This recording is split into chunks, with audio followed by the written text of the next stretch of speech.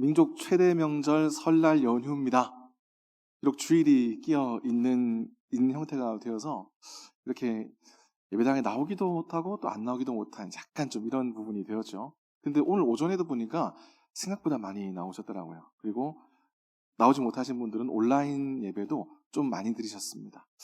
오후 시간에도 이렇게 많이 계실 줄은 몰랐어요. 오후 시간에도 예배드린 여러분들을 주님의 이름으로 축복합니다. 네. 오늘은 천국과 가까운 사람, 천국과 가까운 자라는 제목으로 말씀을 좀 나누려고 합니다. 오늘 본문의 표현을 빌리자면 하나님의 나라에서 멀지 않은 사람이라고 부를 수 있습니다. 자, 오늘 본문 말씀인 마가복음 12장은 예수님께서 이제 예루살렘에 입성하시고 난 다음에 일어난 일입니다. 예수님께서 말씀을 전하실 때 수많은 사람들이 예수님께 모여들죠. 근데 그 중에는 예수님을 따르는 자뿐만 아니라 어떻게 해서든 예수님을 반대하려는 사람들, 예수님을 끌어내리고 싶은 사람들, 그리고 예수님을 잡아가려는 사람들도 함께 모였습니다. 그리고 그 사람들이 집요하게 예수님께 질문을 하기 시작하죠. 예수님, 이건 어떻습니까? 저건 어떻습니까? 그들이 질문하는 이유가 정말로 그것이 궁금해서가 아니고 그 질문 가운데 꼬투리를 잡아서 혹여나 예수님께서 말실수를 하시거나, 물론 실수는 안 하시겠지만 자신들이 원하는 답 혹은 자신들이 생각하는 정답과 다른 말씀을 하실 때 그것을 꼬투리 삼아서 예수님을 잡아가기 위해서 그들이 항상 예수님 곁에 있었다라는 겁니다. 오늘 말씀 전에 이제 내용을 보면 어떤 내용이 있냐면, 이제 바리새인들과 헤롯 당원들이 이제 조세법과 로마의 조세법과 이제 조세법을 엮어서 예수님께 질문합니다. 로마 황제한테 세금을 내는 게 맞습니까? 라고 질문을 하죠. 그리고 그 뒤에 이제 이 사두개인들의 특징은 부활이 없다고 이야기하는 사람들이죠. 나중에 부활하면 그러면 형제도 뭐 여러 사람들이 같이 부활할 텐데 그 가운데 꼬여있는 가족 관계는 어떻게 할 겁니까? 라고 질문을 하는 겁니다.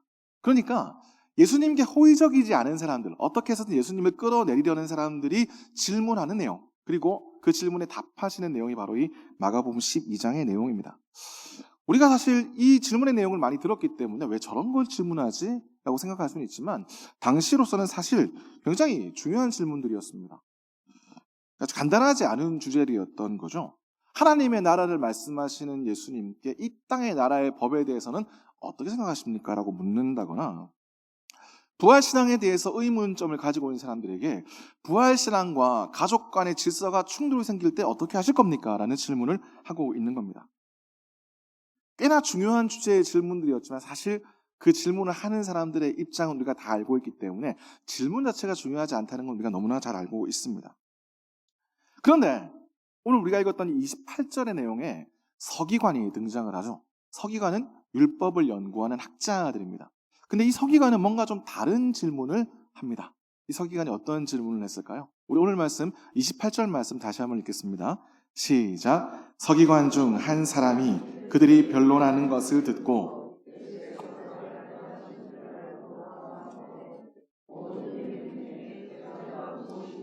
아멘. 서기관이 왜 이런 질문을 했을까요? 모든 계명 중에 으뜸이 무엇입니까? 좀 전에 말씀드렸듯이 다른 사람들은 이 땅에서의 삶과 자신들이 겪고 있는 현실과 예수님의 말씀 가운데 충돌되는 부분, 그들이 생각했을 때 뭔가 어울리지 않는 부분에 대해서 그들이 문의를 했다면 서기관의 질문은 간단했습니다. 무엇에 대한 질문일까요? 계명에 대한 질문이죠. 이 계명은 누구로부터 온 것입니까? 하나님으로부터 온 것입니다. 그러니까 서기관들이 이야기하는 율법, 유대인들이 이야기하는 율법을 이야기하는 거겠죠. 물론 어떤 사람들은 이렇게 설명하기도 합니다. 서기관도 혹시나 예수님께 꼬투리를 잡기 위해서 율법적인 것을 질문한 것이 아닌가라고 이야기하는 사람도 가끔 있는데, 서기관의 이야기를 잘 보면 예수께서 잘 대답하신 줄을 알고 나와 묻되라고 이야기합니다. 그러니까 서기관은 예수님께서 대답하시는 그 대답을 인정하면서 나온 겁니다. 그러니까 서기관의 이 질문의 뜻을 다시 한번 생각을 하면 어떤 계명이 으뜸인가라는 질문은 곧 이런 질문인 겁니다. 하나님이 가장 기뻐하시는 것이 무엇입니까? 어떤 계명을 지킬 때 하나님께서 가장 기뻐하실까요? 라고 묻는 것이죠. 이것에 대한 대답은 누구에게 달려 있습니까? 하나님께 달려 있습니다. 어떤 인간의 생각이 아니라 하나님께서 바라시는 바가 무엇인가, 기뻐하시는 바가 무엇인가를 지금 예수님께 묻고 있는 것이죠. 그 서기관에 대한 예수님의 답변, 우리가 너무나 잘 알고 있는 답변이지만 말씀을 같이 한번 읽어보겠습니다. 우리 29절부터 31절까지 우리 다시 한번 읽겠습니다. 시작. 예수께서 대답하시되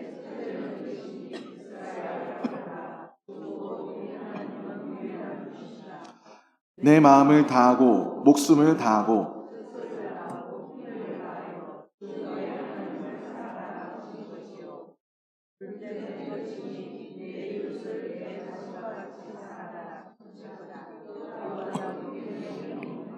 아멘. 예수님이 말씀하셨습니다. 이스라엘아 들으라. 하나님은 유일하신 한 분이시고 우리의 주인이시다라고 예수님께서 먼저 말씀을 하시죠. 그러니까 이 계명의 핵심은 뭡니까? 한 분이신 하나님, 이스라엘의 하나님께서 원하시는 것이 무엇인가라는 거죠. 그러면 하나님께서 가장 기뻐하시는 계명은 뭘까요? 우리는 다 알고 있습니다. 첫 번째는 뭐죠? 첫 번째가 뭘까요? 하나님을 사랑하는 것입니다. 내 마음을 다하고 목숨을 다하고 뜻과 힘을 다해서 주 너의 하나님을 사랑하는 것. 이것이 첫 번째 계명이죠. 또 다른 두 번째 계명은 무엇입니까? 내 이웃을 내 자신과 같이, 개역 한글판에는 내 몸같이 사랑하라. 예수님께서 이 뒤에 이 말씀을 하십니다. 이보다 더 큰 계명이 없다. 이것이 가장 큰 계명이다. 바꿔 말하면 이것이야말로 하나님께서 가장 기뻐하시는 것이다 라는 겁니다. 여러분, 율법이 그 세부 조항이 얼마나 많습니까? 수치적인 것이 얼마나 많나요? 복잡한 게 너무 많잖아요. 여러분, 아직도 레위기 읽으시면 읽다가 포기하시는 분이 너무나 많죠. 율법이 적혀있는 것 자체가 우리는 재미가 없는 겁니다. 왜냐하면 우리가 지켜야 될 것들이기 때문에, 딱딱한 거라고 생각을 하기 때문이죠. 예수님께서는 그 율법 조문을 따오신 것이 아니고 그냥 율법 전체를 말씀하시는 겁니다. 너희가 생각하는 율법, 계명이란 무엇인가라고 먼저 물으시는 것이죠. 그리고 진정한 율법은 무엇입니까? 아버지께서 원하시는 것. 그럼 그 아버지께서 원하시는 것은 무엇이냐? 사랑이다. 간단하지만 율법의 전체를 말씀하신 겁니다. 근데 흥미로운 것은 바로 이 다음 대목이죠. 우리가 다 알고 있듯이 예수님께서는 사랑에 대해서 말씀하셨는데 그 말씀을 들은 서기관의 반응이 어땠을까요? 그 대답을 어떻게 했을까요? 우리 오늘 말씀 32절과 33절 다시 한번 읽겠습니다. 시작. 서기관이 이르되 선생님이여 옳소이다. 하나님은 한 분이시요 그 외에 다른 이가 없다 하신 말씀이 참이니이다. 또 마음을 다하고 지혜를 다하고 힘을 다하여 하나님을 사랑하는 것과 또 이웃을 자기 자신과 같이 사랑하는 것이 전체로 드리는 모든 번제물과 기타 제물보다 나으니이다. 아멘. 여러분, 서기관의 첫 반응이 뭔지 아세요? 제일 처음에 서기관이 뭐라 했습니까? 선생님이요. 예수님을 선생님이라고 불렀어요. 선생님을 헬라어 찾아보니까 디다스칼로스라고 되어 있거든요. 이 말이 어디서 나오냐면, 여러분 신약성경 읽으시면 이런 말씀 많이 보시죠. 랍비를 번역하면 뭐라? 선생이야. 거기서 쓰이는 말이 이 바로 디다스칼로스입니다. 그러니까 랍비랑 똑같은 뜻인 거예요. 랍비랑 똑같이 선생님을 부를 때, 교사를 부를 때 쓰는 단어입니다. 자, 서기관은 어떤 사람이었느냐? 율법을 연구하는 학자들이었어요. 그러니까 누구보다 율법을 잘 아는 사람들, 율법을 가장 먼저 연구하는 사람들, 지금으로 따지면 어떤 사람들이 될까요? 교수쯤 될 겁니다. 그죠? 예. 아주 높은 권위를 가지고 있는 교수쯤 될 거예요. 그러니까 그들은 랍비 중에 랍비인 겁니다. 랍비들의 랍비인 거죠. 그들은 평생 동안 스스로를 선생님, 랍비 소리를 듣고 살아온 사람들이에요. 근데 그 서기관이 지금 예수님을 뭐라고 불렀다고요? 선생님이요. 디다스칼로스, 랍비어라고 부른 겁니다. 무슨 뜻일까요? 본인도 랍비잖아요. 본인도 선생이잖아요. 근데 자신의 권위를 내려놓고 예수님을 선생님이라고 부르는 겁니다. 놀라운 일인 거예요. 주변 사람들이 이걸 봤다면 굉장히 놀라워했을 겁니다. 그러면서 서기관이 두 번째로 뭐라고 얘기했느냐? 선생님, 옳소이다. 옳소이다. 옳습니다. 이것도 제가 헬라어로 찾아봤어요. 칼로스라는 단어더라고요. 근데 이 칼로스가 굉장히 재밌습니다. 이게 어떤 뜻을 가지고 있냐면 아름다운, 뛰어난, 보배로운, 존귀한, 옳은, 좋은 이런 뜻을 가지고 있어요. 무슨 얘기냐면 모든 긍정적인 뜻이 다 들어있는 단어입니다. 그러니까 이 헬라어에서 긍정적인 것을 뜻할 때는 그냥 칼로스를 하면 되는 거예요. 모든 좋은 의미가 다 들어있는 단어가 바로 이 올소이다, 칼로스라고 적혀 있더라고요. 그러니까 무슨 얘기냐면 이 서기관이 예수님의 그 말씀을 100% 긍정한다는 얘기입니다. 예수님 말씀이 100% 옳습니다라고 인정을 하는 거예요. 그러면서 예수님 말씀하신 그 사랑이 모든 번제물보다, 희생제물보다 낫습니다라고 말씀하시는 겁니다. 그러니까 무슨 뜻일까요? 여러분, 번제와 희생제물은 누가 좋아하시는 거죠? 하나님이 좋아하시는 거잖아요. 그런데 그보다 더 좋아하시는 게 뭐라고요? 하나님 사랑, 이웃 사랑이라는 겁니다. 하나님이 가장 원하시는 것, 하나님이 가장 기뻐하시는 것, 하나님이 가장 좋아하시는 것이 무엇이냐? 사랑이다. 이것을 서기관이 예수님 앞에서 인정하는 겁니다. 이게 왜 중요한지 아세요? 서기관이 이런 말을 해버리니까 그 뒤에 어떤 일이 일어났을까요? 우리 다음 34절 함께 읽겠습니다. 시작. 예수께서 그가 지혜 있게 대답함을 보시고 이르시되 내가 하나님의 나라에서 멀지 않도다 하시니 그 후에 감히 묻는 자가 없더라. 아멘. 여러분, 그 후에 어땠다고요? 감히 묻는 자가 없었어요. 왜? 서기관이 인정했으니까요. 율법학자가 예수님께서 말씀하신 그 계명이야말로 하나님께서 가장 기뻐하시는 것입니다라는 걸 인정해버리니까 누구도 거기에 대해서 태클을 달 수가 없는 거예요. 뭘 할 수가 없는 겁니다. 그러니까 예수님께서 서기관에게 이렇게 말씀하시죠. 네가 하나님의 나라에서 멀지 않다. 천국과 가까운 자다라고 말씀하시는 거예요. 자, 천국과 가깝다. 하나님 나라에서 멀지 않다. 두 가지 의미를 가지고 있습니다. 하나는 너의 그 말씀을 받아들이는 태도, 너의 믿음을 하나님께서 기뻐하실 것이다. 하지만 다른 하나는 뭐가 있을까요? 천국과 가깝다고 했지 아직 천국 안에 들어가 있다고 말씀하진 않았어요. 천국과 가까운 자, 하나님 나라와 멀지 않았다고 했지 네가 하나님 나라의 백성이다라고 말씀하시진 않았어요. 무슨 얘기일까요? 그러니까 이 서기관의 이 대답은 믿음의 시작점인 겁니다. 그의 깨달음의 시작점인 거예요. 아, 드디어 진리를 알게 되었다라는 거죠. 그럼 그 뒤에 뭐가 있어야 될까요? 첫 번째로 그 진리를 믿어야 합니다. 믿는다는 것이 그 진리를 인정하는 것으로서 끝나는 것이 아니고 그 진리를 내 것으로 만드는 겁니다. 나의 삶의 형식으로 바꾸는 것이죠. 두 번째는 뭘까요? 실천입니다. 사랑을 알고 있음으로 끝나는 것이 아니고 사랑은 해야 하는 것이죠. 실천함으로써 그렇게 하나님께 영광이 드러나게 된다라는 것이죠. 사랑하는 성도 여러분, 여러분들은 모두가 정답을 알고 계실 겁니다.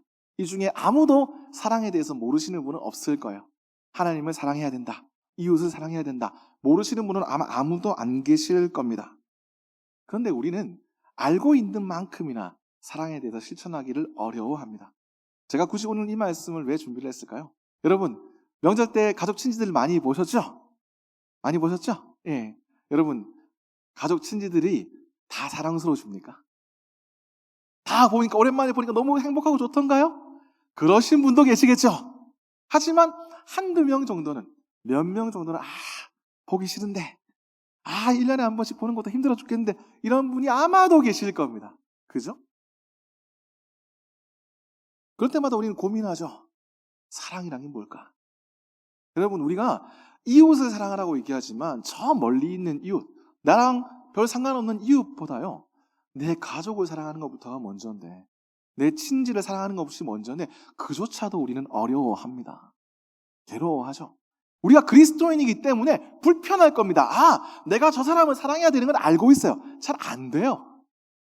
내가 뭔가 말을 먼저 걸고 싶어도, 뭔가 열린 마음으로 품고 싶어도 상대방이 어떻게 반응할지 모르기 때문에, 내가 한마디 했을 때 저 사람이 나한테 어떻게 대답할지가 두렵기 때문에 우리는 섣불리 사랑한다고 고백하기가 어려운 겁니다.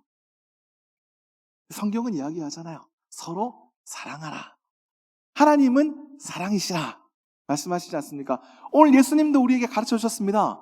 하나님 아버지를 사랑하고 또 이웃을 사랑하라. 그것이 어떤 길이라고요? 하나님 나라에 가장 가까운 길이다라고 말씀을 하시는 거예요. 그러니 사랑하는 성도 여러분, 아직 명절이 끝나지 않았습니다. 힘들고 어려우실지라도 이번 명절을 통해서 그동안 사랑을 고백하지 못하셨던 분들에게, 표현하기가 조금 어색하셨던 분들에게, 잠시 그들의 존재를 잊고 계셨던 분들에게 여러 사정들 때문에 조금은 마음의 거리가 멀어졌던 그 친지들에게, 그리고 여러분 옆에 계신 우리 성도님들에게 사랑을 고백하시면서 여러분들의 마음속에 있는 그 사랑을 전하시는 그런 기간이 되시기를 주님의 이름으로 축복합니다. 여러분, 그보다 먼저 해야 될 것은 뭘까요? 이웃 사랑하는 것보다 먼저 아버지 하나님을 사랑하는 겁니다. 여러분, 이제 올 한 해가 시작되었습니다. 지난 한 해 동안 여러분 얼마나 감사할 제목이 많이 있었을까요? 하지만 우리가 매 순간마다 우리가 받은 걸 다 감사하고 살았냐? 그렇진 않을 겁니다. 올해 결심하십시오. 이제 2024년에는 내가 정말로 받은 모든 것들을 하나님 앞으로 감사하며 나아가겠다. 그렇게 하나님께 감사하며 하나님께 사랑 고백하며 나아가는 한 해가 되겠다. 다짐하며 나아가십시오. 여러분, 매일매일 감사의 제목을 꼽아도요, 여러분 손발을 다해도 다 꼽지 못할 정도로 하나님께서 수많은 감사의 제목을 지금도 우리에게 내려주고 계십니다. 매 순간마다 하나님께 감사하면서 그렇게 하나님께 사랑을 표현하면서 하나님과 여러분 사이에 사랑으로 맺어진 끈끈한 하나님과 피조물과 창조주와 피조물, 아버지와 자녀의 관계가 되시기를 주님의 이름으로 축복합니다. 여러분들의 모든 삶 가운데 하나님의 사랑이, 예수 그리스도의 사랑이 가득 넘치시기를 주님의 이름으로 축복합니다. 축복합니다.